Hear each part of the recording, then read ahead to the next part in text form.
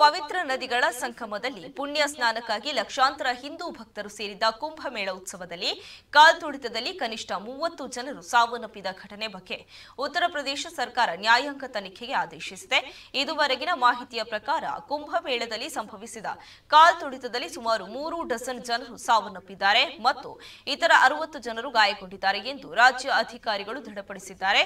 ಕಾಲ್ತುಳಿತಕ್ಕೆ ಕಳಪೆ ಪೊಲೀಸ್ ನಿರ್ವಹಣೆ ಕಾರಣ ಎಂದು ಪ್ರತ್ಯಕ್ಷದರ್ಶಿಗಳು ದೂಷಿಸಿದ ನಂತರ ಪೊಲೀಸ್ ಲೋಪಗಳ ಬಗ್ಗೆ ಪ್ರತ್ಯೇಕ ತನಿಖೆ ನಡೆಸಲಾಗುವುದು ಎಂದು ಮುಖ್ಯಮಂತ್ರಿ ಯೋಗಿ ಆದಿತ್ಯನಾಥ್ ಪ್ರಕಟಿಸಿದ್ದಾರೆ.